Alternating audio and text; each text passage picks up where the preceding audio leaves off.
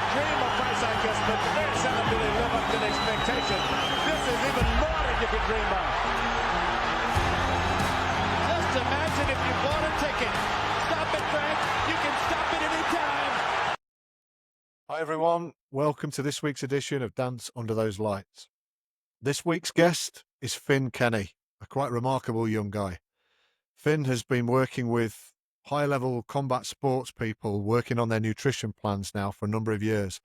Having trained as a qualified chef, he then went to university and gained a degree in sports nutrition, and has demonstrated just an incredible amount of confidence and belief in his own ability to get out there and to make a difference to fighters across the globe. He's done a lot of work in Southeast Asia, working with the Muay Thai community, with MMA fighters, and with boxers both back home in the UK and further afield, as well as the likes of Australia. Finn's understanding of how to prepare fighters from a nutrition perspective for weight cuts, for general nutrition requirements in training programs, and to understand how this all relates to performance in the ring is really quite something. I've followed him on social media for quite some time. He's helped people that I know, and his knowledge is unbelievable. I think you're really going to enjoy the way that he relates the topic of nutrition to some of the big fights out there. And this is just a really kind of eye-opening episode, one that obviously doesn't necessarily focus quite so much on the sport itself and the performance in the ring, although there's obviously a lot of really important information that relates to it, but it's more about the preparation for fighters and the preparation, particularly in fight week, leading up to the weight cut and making weight for professionals and for amateurs. Fascinating subject, absolutely fascinating journey that Finn's been on so far, and I'm absolutely certain he's going to go right to the top in this game because he's so passionate, he's so hardworking, and his influence for a 24-year-old is already absolutely immense, and as I say, reaches right across the globe.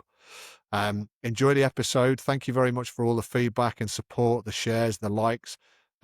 Please continue to do so. Please continue to tell your friends about the show. I hope I'm bringing the kind of content that makes everyone really enjoy the sport of boxing and view it from slightly different angles, perhaps from some of those that you'll be used to viewing boxing from and from understanding the sport from. I love talking to the guests who come on here, and Finn's no exception. So without further ado, this week's guest, Finn Kenny. Finn, welcome to the show. How are you, mate? Not too bad. What about yourself? Yeah, not too bad, thank you. Not too bad. I believe you're in Kuala Lumpur at the moment, right? Yeah, Kuala Lumpur in Malaysia, just doing my DTV visa here until I can go back to Thailand. So it's just a waiting game and back in paradise. Yeah. Fantastic. And what sort of work have you been doing in Thailand? So I've just been doing my work with the fighters online. So my Muay Thai athletes, my boxers, my MMA fighters, doing that, traveling around. But most of the time, it's not what you see on Instagram. I've been glued to the laptop, just helping as many fighters as I can. But just great, to be honest. Love the environment and just helping as many fighters across the world, living the dream, really. Brilliant. Excellent. We're going to get into that in a little bit more detail as we progress through this episode. But to start off with, I just want to do what I do with every guest on this show, which is a warm up of sorts. So I'm going to ask you some questions specifically about boxing. I know you work in other combat sports as well, but just on a boxing front, who's your favourite fighter ever? My favourite fighter ever. Oh, it's a great question, but do you know something? It's really hard to pick. But do you know what I want? I'd say Mayweather. Mayweather, yeah. I mean, Definitely. he's a pretty good one to go for, isn't he? I mean, whether you like him and the way he kind of projects his image and what he did with his career towards the end, most trainers will tell you there's things about Mayweather to watch that every boxer can learn from. I mean, he was just outstanding, wasn't he?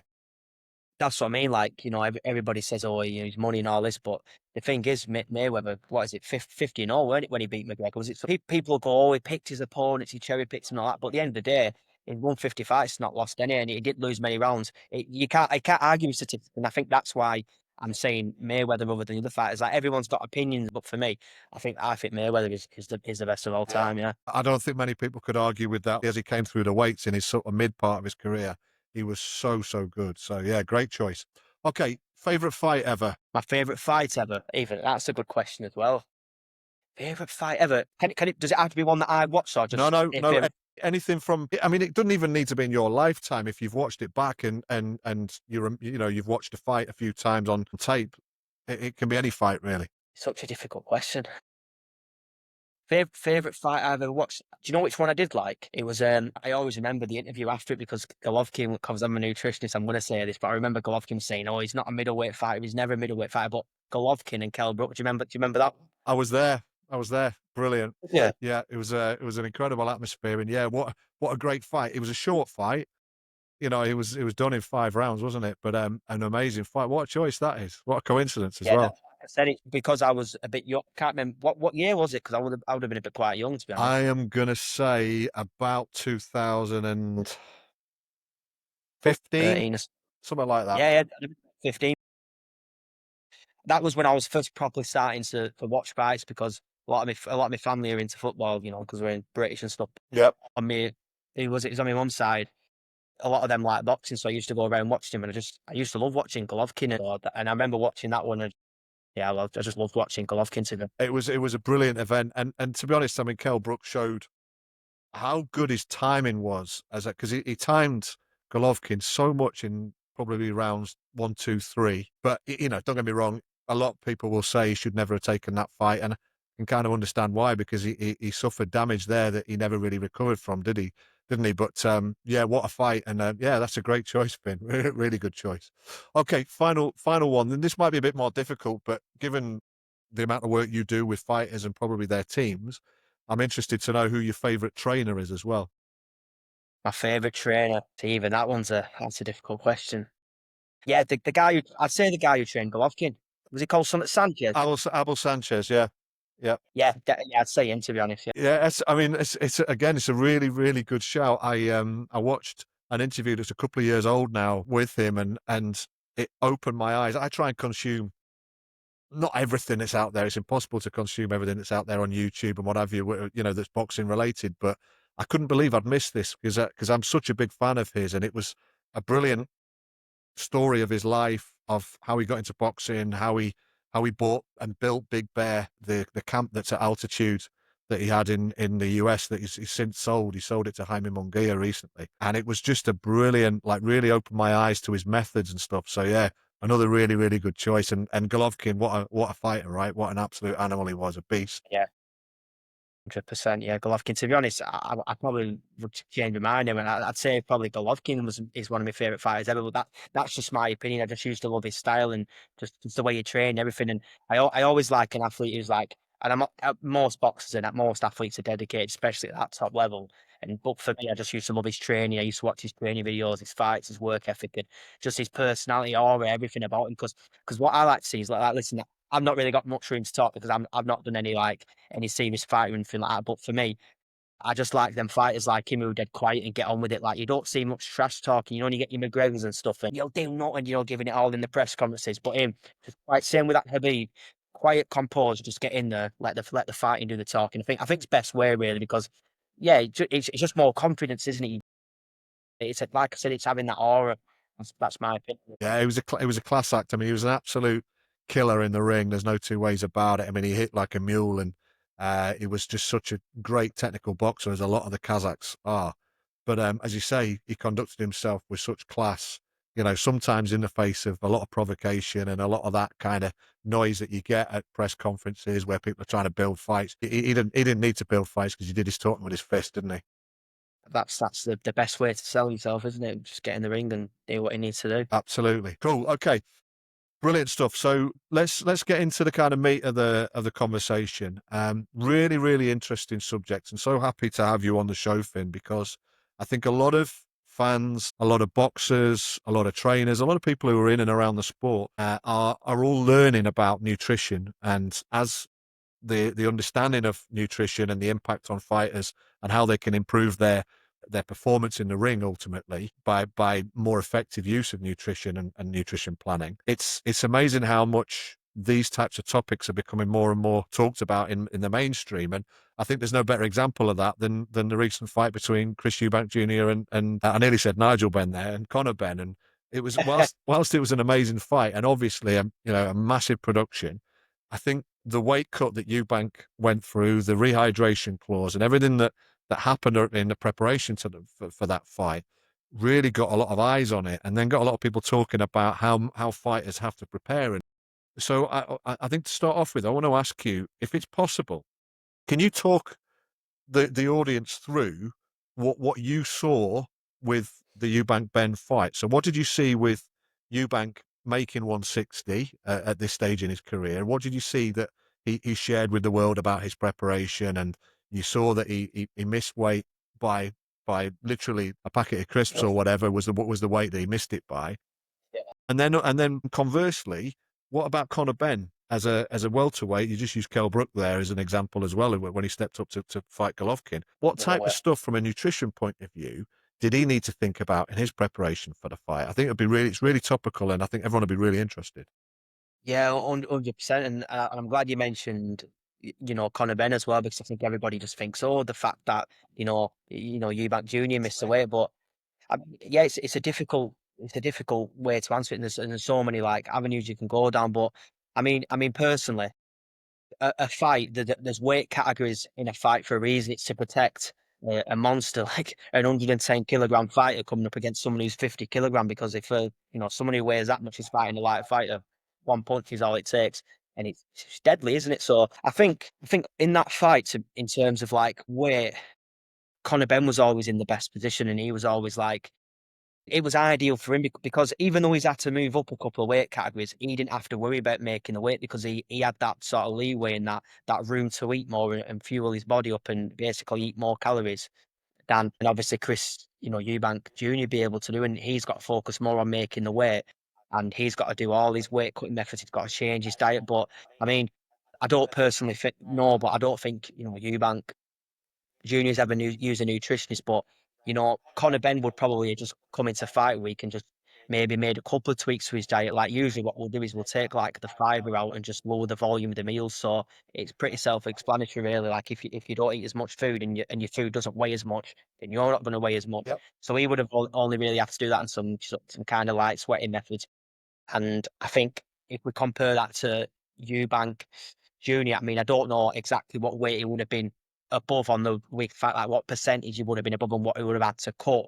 But he would have had to do a lot more in terms of like taking his sodium out, his salt, his meal volume, his fiber, excessive sweating methods. But I mean, to be honest with you, everybody was, what social media is like. There's so much noise going around, and people saying, oh, has he missed the weight on purpose to play with Conor Benn's mind and stuff like. Nobody knows, No, but good point. I just think it was just a really difficult one because I mean this is a pretty controversial one, but obviously we know that he failed the drug test, don't we, Conor Benn? Nobody knows if that's true or if it's corrupt or anything like that. But I think you can say it though as it being fact that he failed 2 drugs tests with VADA. So yeah, you don't that's fail it. If you fail it proven. more than yeah, if you fail it more than once, then there's obviously some skepticism. Like, oh, if he's failed it the one time, then you can always like you can think, oh, the test has been flawed. But in my opinion, and I can imagine you think the same. If you failed it more than once, then there's something going I wrong, think isn't there? so. But Yeah.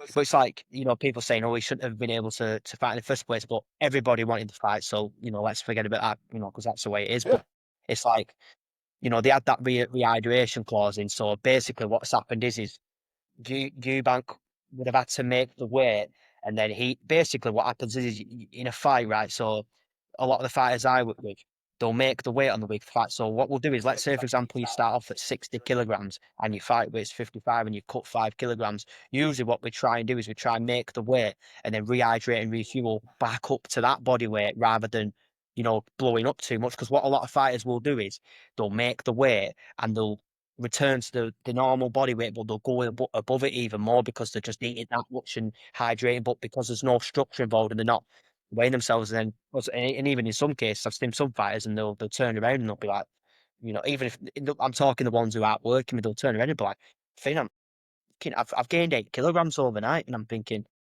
do you know what I mean? It's because you're eating all that much and you're hydrating and nothing structured and planned and spread across the right time period. And the thing is, it's like if we compare this to there's the situation with Eubank and Ben. Obviously, he's had to make that weight, and then he's had to basically make sure that he's rehydrating and refueling and staying within that weight. It's so, and I do feel for him actually, to be honest with you, because listen, he's not my mate or anything like that, but I think he's had to suffer cutting that weight, getting down to the weight itself, I believe, and then he's sort of restricted on what he can eat and drink so that he doesn't go up above him weight. And listen, as a qualified nutritionist, no fighter should ever go into a fight dehydrated. It's just that if I was to say to fighters the number one thing they've got to do, throwing everything else out the window, it has to be hydration, because basically, if hydration, you're retaining fluid, and you need the fluid to be, within your brain, because that's the most important area. Because if you think about it, all it takes in a fight is, like I say, one punch to your brain. If you've not got the right amount of fluid in your brain, it's not, you've not got enough in there. Protection, ultimately, isn't it?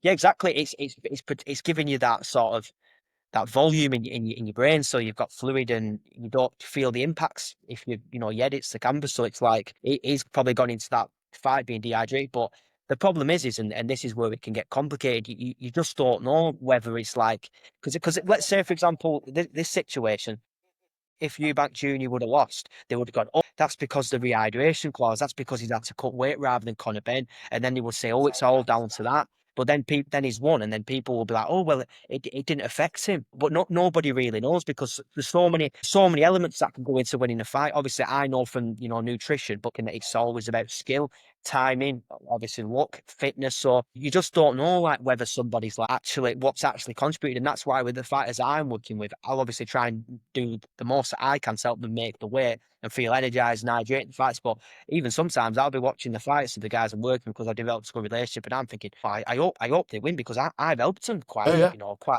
You make the weight, and I'm thinking, if they lose, is that my fault? And it's like, sometimes you can be like, you don't know, do you? But obviously, there's so many factors, like I say, that come into place. It's really hard to be like, right, it's that thing that's stopped them from winning. It's a really important point you make there, Finn, and it's because most armchair fans will say they'll have read something, or they've seen something on Instagram, and they'll just regurgitate that and throw it out there and say, "Oh, it's all about this. I can't believe he has to the rehydration clause. It's killing Eubank. There's no way he's going to win this fight." And as you say, there's a probably about 70 other factors that will contribute to whether or not he wins the fight at the end of the day. How important is it? It's pretty important. It's probably one of the top 5 or 6 of the 70 factors. But as you say, the skill, the will, all of the key factors within the fight, the little changes and the ebbs and flows of the fight, and perhaps what the trainer says, and perhaps the extra yards that they've done in the gym prior to it. Perhaps there's a technical flaw that they've exposed in their opponent. There might be more body work that's then taking more out of their body in certain areas that you're not aware of as an armchair fan. We could talk all day about it, but it's never just one thing, is it? But I think from I mean, just to add in a couple of maybe gaps that I'm aware of, I think Eubank says he walks around at about 180, something like that. So 180 pounds. He's trying to make 160. So let's say over a 12-week camp or 10-week camp, he's dropping from 180 down to 160, and that last 3 or 4 is always the tough one. It sounds to me like Eubank is at his age, the age of, I think he's 35, is he now? Something like that.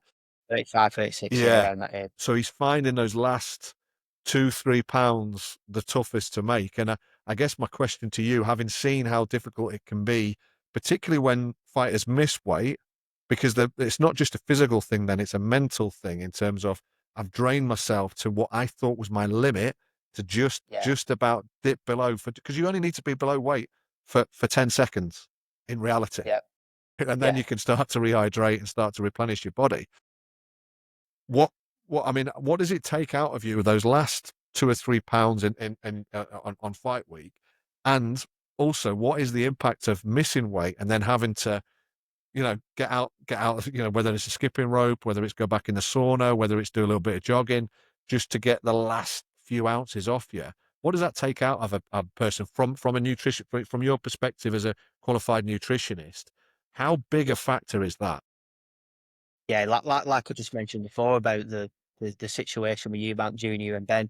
Yeah, it's a huge factor, and hydration is the most important thing whenever it comes to making sure that your energy, you've got energy, you're protected, your heart's working properly. It just controls so many processes in your body, even digestion. Like, I see so many fighters, and they're starving after weighing, and sometimes they'll just eat food straight away. They'll just do the weighing, and they'll put a burger down, or just anything. And it's like, you need that fluid in your digestive system to help digest everything, process, absorb. It plays a massive role in it, but it's just it's just so important to get that hydration right, because what you've got to think is like what usually when we do a weight cut, we'll make all the changes to your diet. So we call it a low residue diet. So we're basically trying to minimize the volume of your diet, basically the amount of food you're taking in, because the idea behind it, and this is how I like to simplify it, every gram you eat equals a gram on the scale. But if you're doing sweating methods on top of that, it's not going to have much of an impact on your weight anyway. It's just going to keep coming down as long as you're doing that. But what you've got to think is, right, usually when you cut weight, you do all them dietary factors,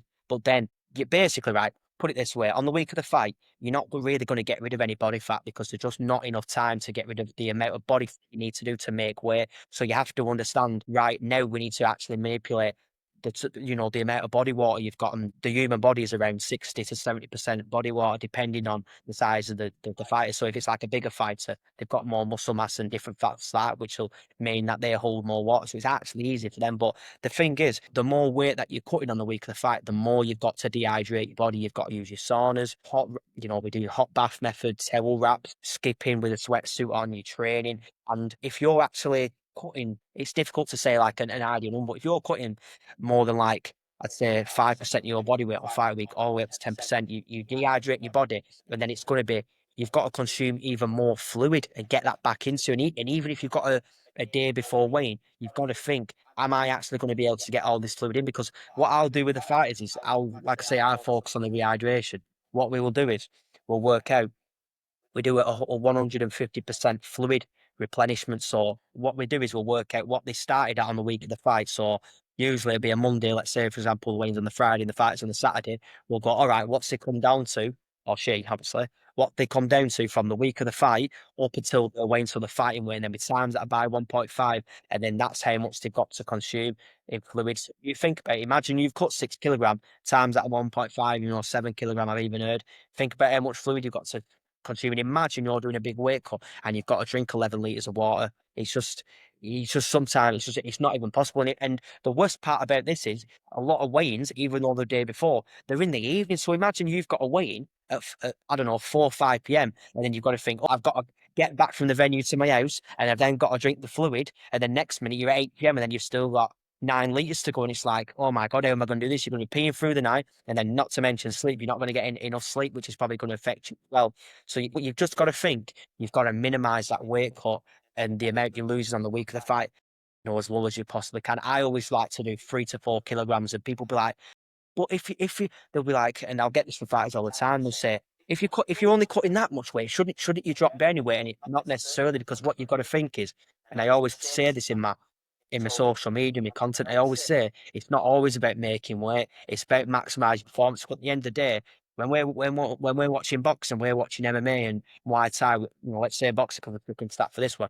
We want to watch good fights and performance. And guess what? If you're not optimally hydrated, you're not fueled up properly, you can't perform your best. It's self-explanatory, isn't it? Brilliant. It's so interesting, and this is what we're here for, Finn. But everyone who listens and watches this, I think, to understand the balance here and the amount of detail that is at play. And you're talking about 3 to 4 kilos there. So are you saying that let's say a middleweight, because we're kind of talking middle of the road in terms of the weight categories, then you think 3 to 4 kilos on average? Is that for a pro, for an amateur? What do you have sort of guidelines, or is it, because I know every fight is different as well, so you can never say this is a hard and fast rule, but as a general rule, is that would that be a fair assumption to make?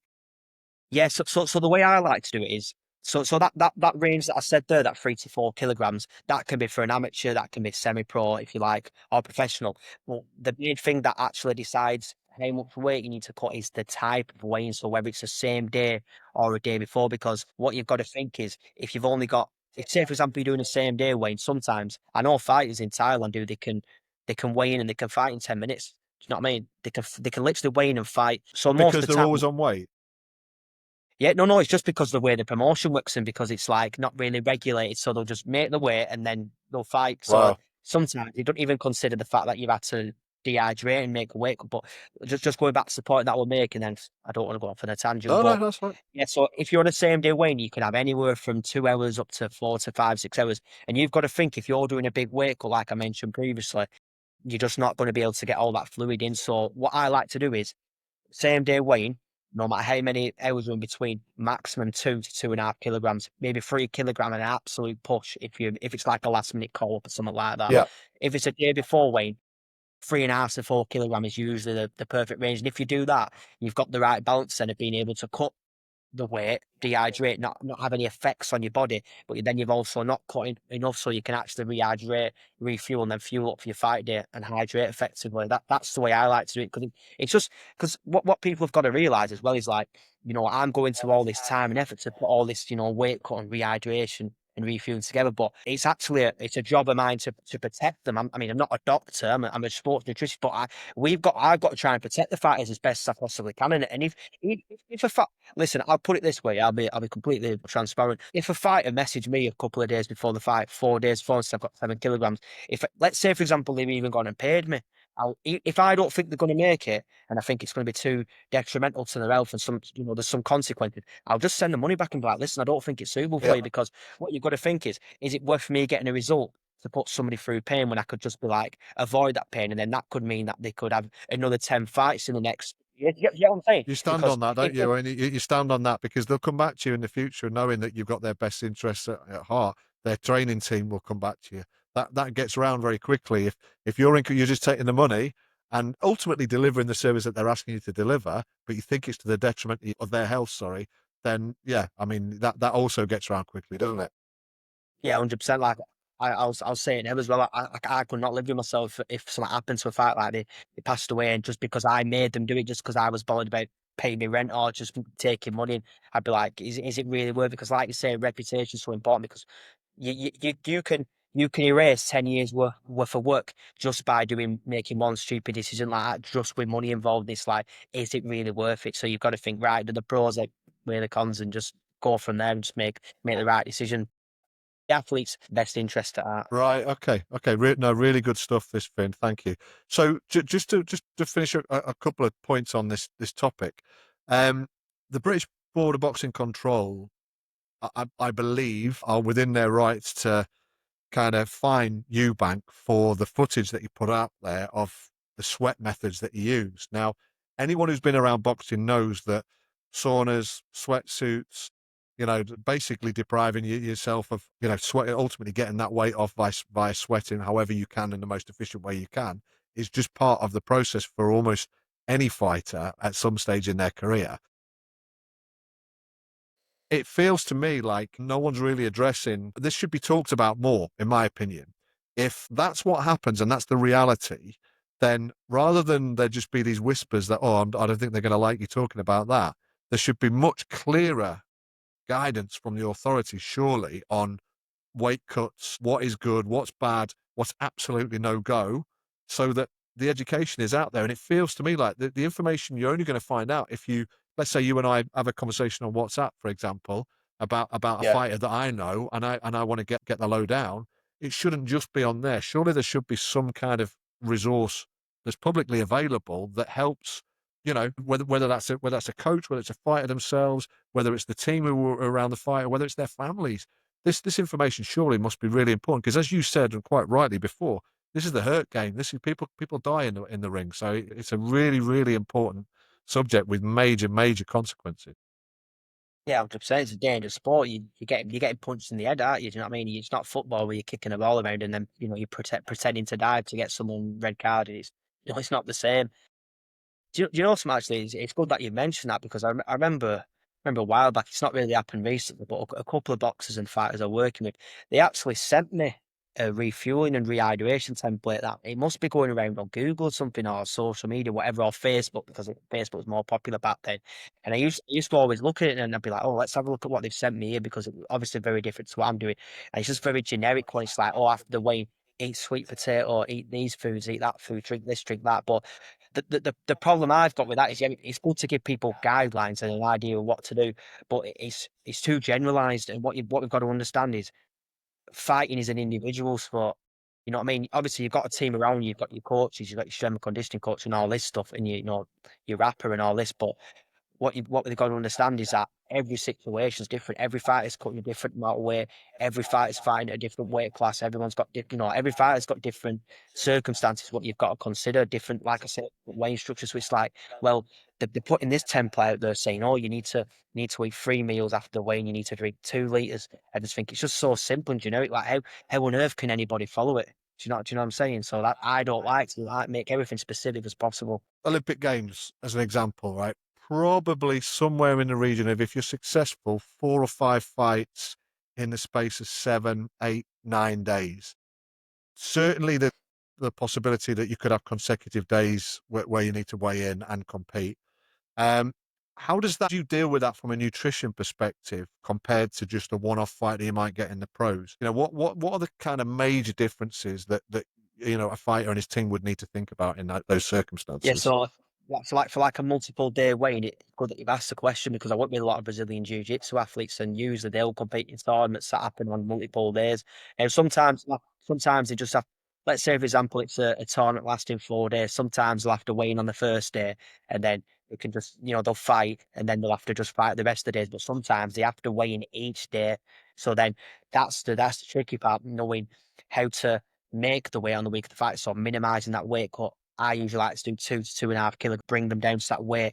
But then after the weighing, like I said, we've got to basically make sure, right, we make them, put them on weight, but then they can't bounce up too much because what you've got to think is, like I said, once you've eaten, listen, it's more difficult for your body to lose weight and lose it and lose mass quick than it is to put it on. You can put it on just like that because the body's designed like that. It's got storage mechanisms just to put weight on so quickly. So what you've got to think about is, I've worked with fighters in the past and after weighing.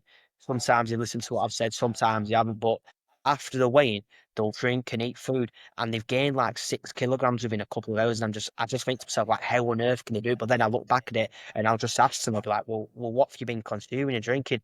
And then there's the answer. I say, well, why didn't you just go with what I'm saying? Because the way that I like to do it is, well, like I say, we minimize that weight cut. That's the first thing you do. You make the weight. And then after that, what you've got to do is you've got to work out the time period from the weigh until the fight. And then after the fight, when they've got to weigh in again. So, like I said, let's say, for example, they've got to weigh in each day.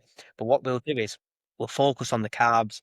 So, the carbs are obviously the main energy source, which you need for quick energy. But what we'll do is we'll try and, like I say, make sure that the foods and the carbs are low in volume. So, we'll be going for things like rice cakes and flapjacks and biscuits and sweets. And what we do is we'd consume them, but we'd spread them across a longer period of time because we can do that, and then we can do some light exercise, light skipping, light shadow boxing in between. One, we're sweating and keeping the weight low and losing that water retention. But number two, what we're also doing is we're minimizing your scale weight because we're eating foods which don't weigh as much, and that's the way I like to do it. And we just got to plan it around that, and that's basically the way to do it, and just monitoring that way as much as we possibly can. And that's what it is. If you prepare, you're gonna know. Like a lot of fighters will wing it just because they're hungry. They want to get all this food down. They want to drink, and they're not aware of the fact that the weight's going to increase, and they're not going to be able to control it. Because, like I said, your body can put it on like that, but it's so much more difficult to lose it. Yeah, no, that's really interesting, because I certainly think from a championships perspective, there's often, 3 fights in 3 days. So the process there, like you said, is the body's dying for some food after, with the output, and it's high intensity output. But then it's a case of how do you deal with that appetite? How do you deal with that deficit that you've got in terms of, your reserves of, and the nutrition reserves? But then how do you also control against the risk that you could, as you say, pop up really quickly and then miss the next day's weight? It'll be a really delicate balance. Yeah, it's something. This I think this is definitely the trickiest part about it. But to be honest with you, another thing that we can go down is, I'm sure the competition one championship which they do in Thailand. That's got to be the trickiest one. Honest to God, like I could Just, just, go on ju- about. just tell us a bit more about it, because I'm not that familiar with it. Yeah, so obviously the one championship in Thailand, basically the biggest Muay Thai competition, in the world. Yeah. Anyway, what they do is obviously they've got to do a weight cut, make weight, but what they've got to do is they've got to do a hydration test on the day before the weigh. So let's say, for example, the fight's on Saturday, they'll do the hydration test and the weigh-in just straight after. So what they got to do is they've got to pass this hydration test. They'll do what they call a urine sample, and they measure it we call it a fractometer, and then they've got to basically be like, right, they call it urine specific gravity. So the concentration of your urine has basically got to be a specific number and colour to be like, right, you're optimally hydrated, you pass the hydration, then you've got to make the weight. So what you've got to think about is if you're doing a weight cut, as I said before, you're dehydrating your body to get rid of that excess fluid if you've got to do a weight cut, and then you've got to basically make sure that you're not bouncing up in weight and you're hydrated at the same time. And when fighters hear this, sometimes it's impossible, and they've got no idea what to do. And I just think one championship, and I remember they used to do it a couple of years ago where they'd do the day before the actual weigh, they'd do a hydration test and a weigh, and then they'd come again and do a hydration test and a weigh the next day, and then they'd fight. And obviously, they made it easy now by just doing the hydration and weigh. But my opinion is on this, and I mentioned this quite a lot on my stories earlier on today. If they should just make every composition a day before weighing, because listen, if every fighter has a day before weighing, you've got more than enough time to refuel and rehydrate, of course, if using the right methods. So for me, there's no excuse. Like if you can't use the 24-hour period to rehydrate and refuel properly, I've got no hope for you. But it's like they're just trying to make it hard for you because the one championship day, we want to make sure that every athlete's hydrated and fighting well. But why are you making it difficult and putting obstacles in place for people? Well, so that's really interesting because it sounds like the hydration is there to protect the fighter, right? So that they don't crash it. And so, is that right? Yeah. Would you say that would be the primary reason for having a hydration test? Hydration, as we've mentioned earlier on, it's literally there to protect the fighters. Yeah, brilliant. The idea behind it is to have fights that are going to be optimally hydrated so they can perform better and the fights are better. So That's what the but then the challenge is obviously logistically. Usually the fight schedule, I don't know about the one championship and other sports, but in boxing, you might have a morning session, an afternoon session, or just an afternoon session that runs all the way through till 9 o'clock at night. Let's say the heavyweights are coming on, or the plus 92 kilos or whatever, are coming on at 8:30, 9 o'clock. They're fighting. Let's say it's it's the full 3 rounds and they're depleted, and then they can't weigh in again immediately. There's got to be some replenishment. So I think it's logistically, it's probably a challenge if it's a multi-day tournament. If it's a single-day tournament, then or single fight, then I think what you're suggesting makes a lot of sense. So, but I mean, I'm just saying there that springs to mind as to why they might do it. But it's really interesting, and it makes me think that boxing as a sport, it might not be practical to do this in every amateur bout, for example, but boxing as a sport should really look at hydration and urine test as a way of adding another level of protection for the fighters. But obviously it adds cost and it adds complexity to running the tournament. So there's always a balance to be struck, right?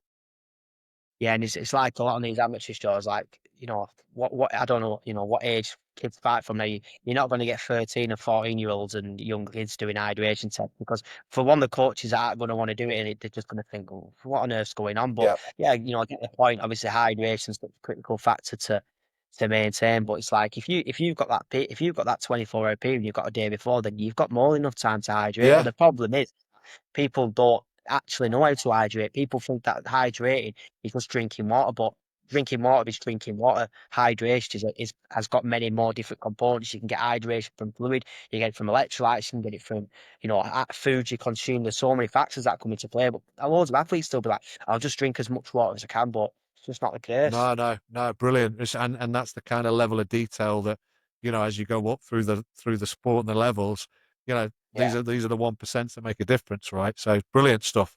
Okay, let's change tack a little bit. You obviously work with fighters all over the world, different sports, but like I said, let's keep the focus on boxing to some extent.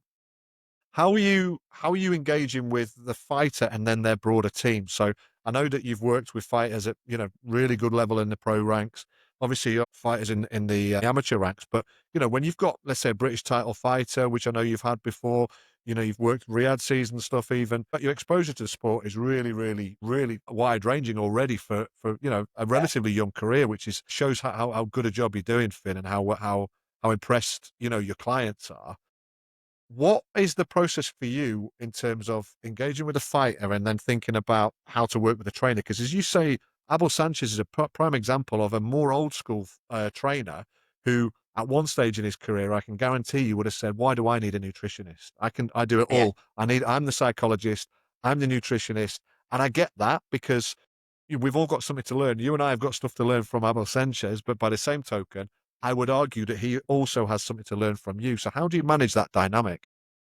Something that I'm not just saying this because you've asked it, but I'm glad you asked this question, because what I've observed with a lot of fighters and specifically coaches, but let's just even just keep it on the fighters. Fighting's an individual sport, and all fighters, they want to win titles, they want to do the best they possibly can, whether that's MMA, boxing, whichever type of fighting sport it is. And because it's such an individual sport, they want to have all that glory to themselves. Obviously, they're going to give credit to the coaches, but they want to keep that team tight knitted. So it's like they've already got a coach who's showing them what to do in the pads, the training methods to use, all this coaching them through the camp.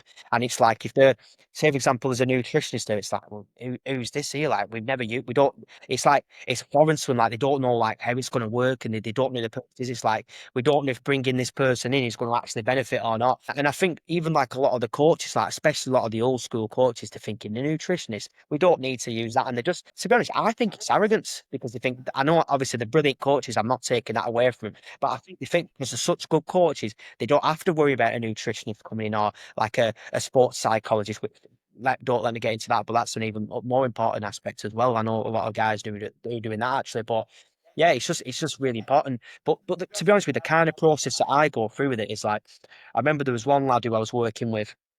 He had a British title fight. I think it was around December time, and he had a regional title fight which he won. And I worked with him for 2 fights. He actually nearly got out to a big fight in Riyadh season, I believe it was. But what I did is I messaged his coach. I just, for some reason, I had him on Instagram. I can't remember if I followed him or he followed me. And I just messaged him and said, "Yeah, he's done really well for me. His commitments, spot on. He deserves for that fight." And he was like, "Oh, thanks a lot for the message, mate." He was thrilled and he was really happy with work and stuff like that. And then, to be honest, as soon as that happened, I just made that That that connection. contact with him, and we developed the relationship. And the same's happened with another couple of coaches, and they've recommended fighters to me. And sometimes I've got some coaches, and they'll get their whole gym working me. And it's sometimes it's really important, because I'll go back to it now. Fighters will only really listen to their coaches, as you know. And it's like, if their coach is saying, "You've got to work with this man, you've got to work with Finn," they're going to be like, "Yes, sir." Do you know what I mean? Yeah, Yeah, I'll work with it. And then that's what it's about. So I'll always try and keep the contact, even if the coaches, sometimes our coaches are trying to get fighters to make specific weight categories, or they're considering whether they should move down or go up or whatever. And I'll always give my advice and give my opinion. And I think it's really important sometimes, because then the coaches can give that, because even though I'm online and stuff, the coaches are with them on a one-to-one basis all the time, because the coach, and they can actually tell them that information that they've heard from me, and then I can know that they're actually passing them on legitimate information. So it's just really important, I think, to understand, keep that contact with the coaches and the fighters as well, and it's keeping it, like I said, really tight knitted. And then that, I just think, it just makes things so much easier. Communication is everything. absolutely, absolutely. Yeah, brilliant, brilliant, and not surprising to me at all, because whilst you've got different types of fighters, you've got different types of trainers as well, and some trainers will embrace every little angle that they can look for. So on this show, I've talked a lot about Ben Davison and his team, and the way that they prepare for fights. They bring a lot of video analysis with Lee Wiley. They've got Barry Smith there, who's a little bit more old school. Ben Davison's obviously a real tactician, and people would argue that he was whatever, box fit Ben or whatever, but I think now we're past the point where he's had that many world champions and he's improved that many fighters, that he clearly has something about his game and the way that they work. And I can only assume that their mindset is all about, what else can we bring in? What other specialism can we bring in within the confines of keeping a good team spirit, within keeping a team that is tight enough, as you say, because you need that close-knit community with a trust and a bond. But they're open to that, whereas there are more old school trainers who will still use the same methods they used 30 or 40 years ago. And I'm not sure if you're familiar with Kerry Kays as an example, but Kerry Kays built his own nutrition company, and he was a bodybuilder really. But he then went on to be, he's a fantastic cut man, fantastic kind of, member of the team in the corner on fight night with the likes of Ricky Hatton and, some of Jamie Moore's actually fighters all over the country now. But Yeah. I've heard a lot of trainers say, you need to get Kerry Kays in. He's the guy. Now, Kerry Kays might have been the guy 20, 30 years ago. He might still be, because he's kept on updating his knowledge. But I guess there's a really good example of where I see the sport, and a lot of people within the sport, embracing what you do, the subject of dealing with the subject of nutrition, understanding how important it is, and making sure that you get specialism in. So even if it's a more of an old school kind of team and group, there's still examples there where you can get that 1%, and you don't necessarily have to kind of look at it and say, well, it's not the latest and greatest, as a young nutritionist like yourself recently, degree level educated and therefore probably cutting edge in terms of nutrition trends, but they still are open to the subject of nutrition, I guess, and how important it is. Yeah, 100%. Like it's like you said before, like it's just about trust. And I think if someone's good at the job, you work with them. But like I say, I want to be the best. And I know I'll be the best. Sounds arrogant, but still confidence. But it's like Yep. I know that if coaches come across me and they know I'm good and they see my work, they don't question it. I feel like it's the same with any walk of life. No matter if you're a builder, you're a mechanic, you're an electrician. But let's say, for example, like a sports nutritionist, combat sports nutritionist like me. If people know I'm good and know who I am and know that I deliver and give everything to the fighters. And it's just a no brainer. Then they know, right, we've got to work with this guy. And I think, I'll go back to what we were talking about before, trying to go on too much better, but it's like, I asked a couple of people about like, Eubank seen. I was like, oh, is he using a nutritionist for this fight? And I remember I watched one of his interviews and it came up on my YouTube recommended just straight after the fight, actually, because I was Googling some weight cutting stuff and just kind of looking into some of the methods and the videos that, Eubank had put out there. And he said, someone asked him, I think it was, do you know Ben Shepherd? No. The Oh, Ben report. Shepherd, what, off the TV? Yeah, he was in football, weren't he? And he does a lot of like Good Morning Britain and Yeah, yeah, like yeah, yeah, help. yeah. I know who you mean. Yeah, So yeah, I remember he said to me, he says, "Oh, because what happened is they were supposed to fight a couple of years ago, weren't they, Ben and Eubank Junior, and it didn't happen, did it? Do you remember?" yeah, yeah, yeah. Well, I mean, it was ultimately when he failed the drugs test, and they kind of covered it up a little bit, which is anyway, it's another Yeah, and then story. Ben Shepherd said, "Oh, use a nutritious fat," and he said, "No," and he smirks, and I think he kind of, I think deep down he probably knew he should have answered. He should have used one, but he said, "I don't need to use." He said, "I don't need him to use a nutritionist. I know how my body works. I know this. I know that."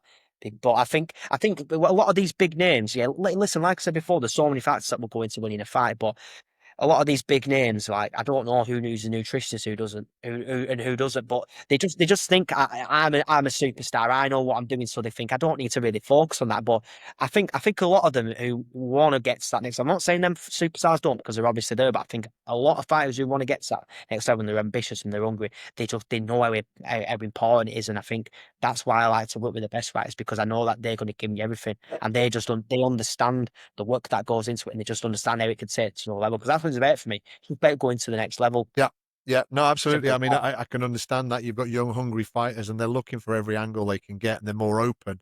Whereas people who've been successful in the ring, sometimes you just get complacent, don't you? And you believe in your own power, you believe in your own ability, and you think you're not going to go there. I mean, look, my view on that, just for what it's worth, is I remember the interview you're talking about now, and it was a 60%, wasn't it? He was saying, "I'll beat Conor Benn at 60%." So he was kind of Yeah, it was Eubank the showman, really, wasn't it? Because he can sell a fight, and honestly, Finn, I'm certain he's got the latest and greatest in every facet that he can get. I really feel like Eubank has, because he's been with so many trainers as well, and clearly doesn't listen to any one individual trainer. He's got Jonathan Banks at the moment, who's trained at the Kronk, who was one of the Kronk team. Was Vladimir Klitschko's coach. So this is a very, very high level guy, but that it's more of a support role than him driving him like maybe a Joe Gallagher would do with his fighters, or a Dominic Ingle, or going back the old days, that the Angelo Dundees and what have you. They're not hanging off. Eubank isn't hanging off every word of any of his trainers. He's been to Adam Booth. He's been. I think he might have been. Has he been to Ingle Gym? I'm not sure, but he's probably had like 5 or 6 trainers over the last 10 years, and he's never going to conform to what people want because he's a really intelligent guy and he knows how to yeah, sell a fight, and he'd rather sell a fight and make more money than stick to the exact plan that's set for him if it means that he's not going to be able to do the showbiz side of it as well. And I have to say, I mean, my respect for Chris Eubank, like everyone, probably has increased a lot over the years because he seems incredibly arrogant. And actually, I think a lot of that arrogance is just a show because yeah. I he's was just selling about to himself. Yes, I'm sorry to interrupt Oh, you, but that's all right. I literally came across that as you were speaking a couple of minutes ago. But yeah, I've always thought this, like I think, and I've seen so many people say this. Some boxing fans, obviously, them guys who are in the crowd, who it's easy for them to talk and all this. But a lot of people on sort of like the externally, they'll all talk about, oh, he's so arrogant, Ben Waker. This fight is so arrogant. Conor McGregor's this. But do you know what? In my opinion, yeah, like I would say, with me, very confident person, confident in my abilities. But I think people they just really mistake arrogance for confidence. They don't understand the difference. There is a very fine line, but for me, what you've got to think is like a lot of these fighters. Ben Whitaker, I think, is a really good example. You know, Eubanks Junior, Senior. You know, Conor McGregor in MMA, and there's a lot of fighters who've got big personalities who people would say, "Oh, he's arrogant. He's this, he's that." But it's not arrogance because what they've got to understand it's a business. It's part of selling the fight. But they can't be arrogant because if they was arrogant, they won't listen to what the coaches would say. They'd think they're already above the coaches. So it's actually supreme confidence. It's not arrogance because arrogance is, in my opinion, and the definition of arrogance is where you think you're above everybody. But then confidence is like, that no one's above you. So like I say, I'll go back to it. If Eubank Junior and X, Y, and Z fighters thought that, were arrogant and thought they were the best, they'd be like, oh, I don't need to listen to this coach. I don't need to listen to this person. I don't need to do this. Don't need to do that. So they're clearly not arrogant. It just comes across as they are. But people don't understand that. It's just having that belief in themselves because at the end of the day, right, what we've got to realize is that when we're watching boxing, like I say, I can mention it MMA and Muay Thai, but mainly boxing because boxing's the biggest one for promotions and stuff. All the fights hyped up. Nobody wants to watch a promotion going on for months on end where they just say, "Good fight, mate. Wish you the best of luck. I hope, I respect you. I hope you get home to your family safe." No one wants to watch that. They want to watch entertainment, slapping eggs across people's face. They want to watch you getting in people's faces, throwing tables because once people say that, it's like, oh, bloody hell, it's getting interesting. Let's get the popcorn. Yeah, I want to watch this. Sadly, that's human nature, isn't it? They're drawn to it as a result. People want to watch stuff like that, and that's what sells the fights. And I think there was an interview I seen recently. I watched a bit of it. I can't remember the guy's name, but he interviews a lot of big people. He's got a big platform, and he interviewed Eubank Junior. And apparently, said he got paid an 8-figure, and there's no wonder why he's getting paid an 8-figure because obviously you've got the Saudi Arabian money and stuff like that, and the promotion that season. But you've got to think about how much it generates, all that build up. And for me, the fights are just the build up. Really, the fight happens, but it's all about that build up. They're just hyping it and hyping it, hyping it to get as mmany eyes as possible on it. So there's no wonder it's generating so much cash and revenue. No, absolutely. You know what I mean? And to be honest, I it was funny. I was talking to a friend of mine the other day about the Benn Eubank or Eubank Benn fight, and the WWE scripting that went behind it, that's linked to the Ring magazine production and what the Saudis do.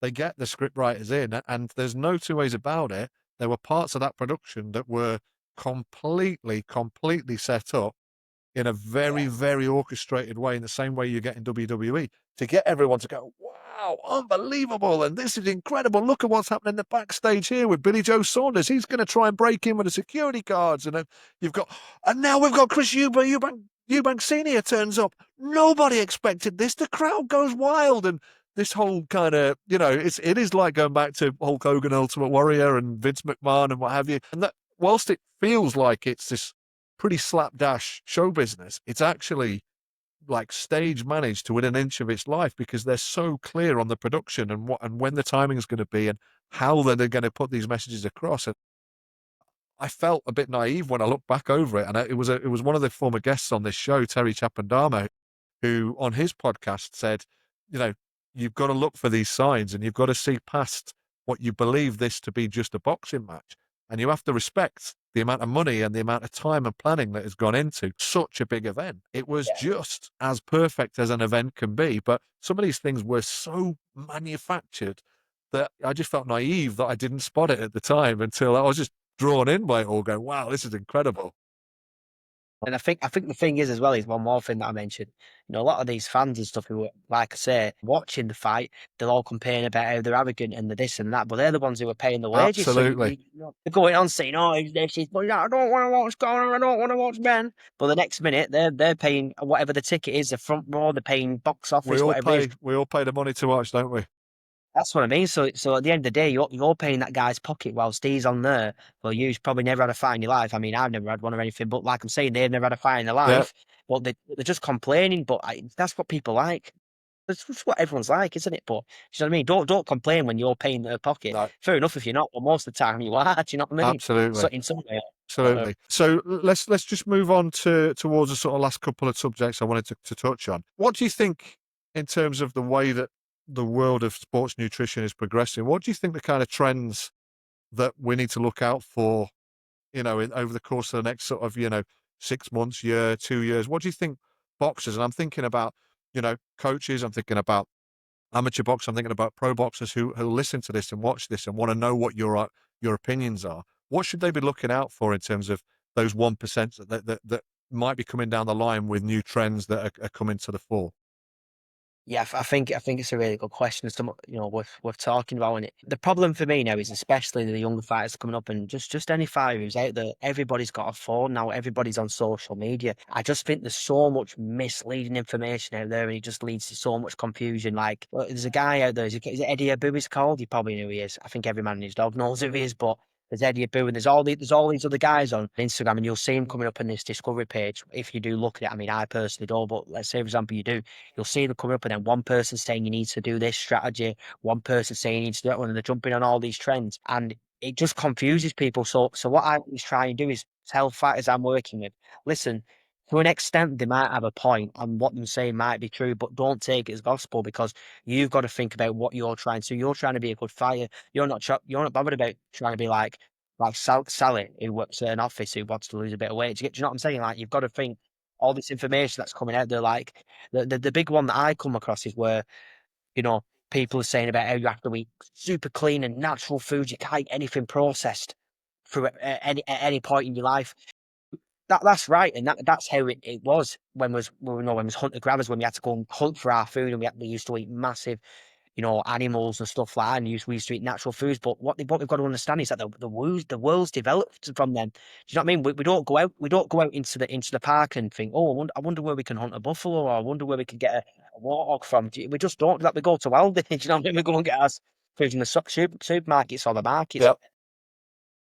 People think that, and I'm looking at it from like a real world perspective. Like, people say they've got to eat super clean. You've got to eat 10 eggs a day. You've got to eat a cow's bollock. You've got to eat pig's penis and all this. But the thing is, when you're working with real people can't stick to that. Real people aren't going to eat a super clean diet. And for me, it's all about what is sustainable. It's all about what is sustainable, what people can stick to in the long term. Because, yeah, it's all well and good saying, yeah, you can eat 10 sweet potatoes and you can eat all these, what we call nutrient dense foods and clean burning foods. But if you're not going to stick to it, and you're gonna give up after a month, or you're not going to stick it for your career, then why on earth are you doing it? And that's the problem now. It's these social media trends. So it's just looking out for the trends and just going off what the research is saying, of going off what the right people are saying. So if it's combat sports, you come to me. If it's for bodybuilding, you go for the best bodybuilding nutritionist or dietitian. If it's for horse racing, you go for the best person for that. If it's for keto, whatever, you go to that person. It's all about looking for the people who've got the authority and the people who actually have the results, and they've got the science and the evidence behind it. There's no, just because one person comes out and said you can't do this, you can't do that, you shouldn't believe it. But it's very difficult now because social media is all about attention. If people have got good hooks in their videos, they've got good lighting, and they're really good at engaging people, then unfortunately people are going to watch and believe it, and that's what people like now. Yeah. And that's the sad part about it. So it's just really watching out for them quick trends that are coming on, but sticking to what actually works in the long term. Yeah, that's interesting. Interesting. I mean, it makes a lot of sense because there is so much out there, and I think young fighters can get very confused. They might be very keen to learn, but they also can get very confused with so many contradictory messages, and their head's spinning with, right, what am I eating this week? And at some stage, you have to stick to something that works. That's a consistent process, right? It's like, what I'll do is, and I remember I made a video about this, and I'll get all sorts of hate comments on TikTok and Instagram, but that's the idea anyway. Yeah. It doesn't really bother me, but I'm just saying, like, people say you're not supposed to do that, or you're not doing that, and then sometimes I remember I made a video, I think it's pinned to my Instagram, and I said what I would advise to do is, if you try eating healthy one week and then try eating bad another week and see how you feel. That's the only way to find out things. Everybody's body responds differently. Everybody's got different genetics, different mechanics, stuff like that. So it's like, just try it then. And I always say to people, if they try and prove me wrong, I mean, listen, I'm not 100% right all the time. Of course, nobody is. We're all wordings. But I'll say, right, listen, you try and have this meal before you fight. Try and have that meal and tell me which one you felt best. And if most likely, I'm pretty confident you'll probably say that the meal that I told you to have was better. So I always say, what's the saying? The proof in the pudding's in the eating. So try it, see how it works out, and then that's the way to get the answer. It's like if you go to, you want to go and get some Thornton, like Thornton's chocolate. It's like, oh, well, I don't know if this one's good. Try it, just try it, and then you'll know. That's all you've got to do. Simplest way of putting it. Yeah, no, it makes a lot of sense. Makes a lot of sense. And obviously, listen, you're clearly getting this right because you're working with more and more, top fighters around the world, and also consistently as well. People are, it's not just one fight; it's a series of fights, or even almost like a permanent engagement, which, it speaks to the quality of your work. So, more power to you. So on that note, to finish with, what's the plans for the future? What does the future hold for you? What are you hoping? I mean, whether you're setting goals, or what do you see the kind of next year or two looking like for Finn Kenny? Yeah, brilliant question, to be honest with you. I mean, I don't like to look too far into the future because I think we've always got to stay present. But at the same time, I do like to plan the future because I'm ambitious. I'm hungry and I want to be the best at what I'm doing, and I really do want to be like. I've literally got one life goal, and it's not just talk. It's like I say, it's backed up every day, as you've just mentioned. I want to be the best that's ever done this. That is that simple as that. I want to work with the best fighters on the planet, Yep. and I want to be the best I possibly can. And to be honest with you, I think we mentioned at the start of the video. I'm in Malaysia now, Kuala Lumpur. I'm doing my DTV visa, which allows you to stay in Thailand for 5 years, and you can stay, I think, 6 months at a time. So what the plan is to do is stay in Thailand, keep that as my main base, do my work online there with my Muay Thai fighters, my boxers, my MMA, all my combat sports athletes, and just travel across the world wherever fighters need me. Like I believe I'm going to Australia for a title fight, and another guy I'm working with is fighting. So it's just like stay based in Thailand for now and just travel to as many places to kind of work with the best fighters in the world. So could be a worse life, couldn't it? Do you know what I mean? Could have it worse. That's absolutely amazing. At the age of 24, nearly 25, for you to be traveling around the world, working with elite sports people, experiencing stuff, still learning stuff, as you rightly admit. No one's got it all licked, and it's gonna, it's a constant process. In 20, 30 years' time, you're still going to be learning, but you're clearly already operating at that level where people trust you, believe in your results, and want to take you with them on their journey because of it. And it's amazing to see, Finn. So listen, I'll close the show with just saying thank you first of all for your time, for lining everything up, because I know this is quite late at night for you, and I really appreciate you giving your time. I know you're busy. Well done for everything you've done so far. And we on this show, I'll be putting out your socials in the YouTube description, in the description that goes on Instagram and the various channels that I promote this podcast and the show on. And I just hope that people have learned something from this. I'm sure they will have. They can't fail to have if they've been listening, because it's such an interesting subject and so relevant, as I say, particularly with such a big show just recently having been, nutrition and weight loss was such a big part of that production. I think I find it fascinating. It's fascinating for me from a personal point of view, but it's also as a fan of the sport as well, for me to understand a bit more about what is the process that goes into those last days, and sometimes that really grueling process that fighters have to go through before they go and compete in front of the world. And as the show is called, before they go and dance under those lights. It's Yeah. amazing. So thank you once again, Finn, for coming on the show. It's been a real pleasure to talk to you. No worries, really appreciate you getting me on to Dennis. And yeah, like you mentioned before there, just want to educate people, fighters across the world, and just make sure that, even if you don't work with me, hopefully you do, obviously. Yep. But what I'm saying is that as long as fighters are taking things away and it's educating them more and it's helping them to help them to make weight easier and weight, because that's what we're really talking about. As long as they're able to learn stuff, take it away and apply it and make weight, safer and more easily, then to me, that's my job done. I just think, help one fighter, then job's done there, and then it just builds and builds from there.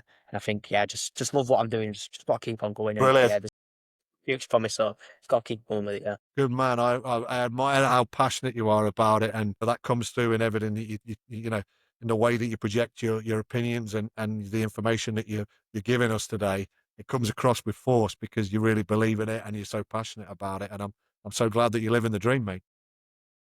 Yeah, 100%. Likewise, yeah. It's on the ways up, but yeah, there's more work to be done, but we'll get there. Top man. Got to keep believing. Top man. Simple as that. Finn, we'll be following your journey closely. Thanks a lot for coming on. Brilliant. Take care. Pleasure.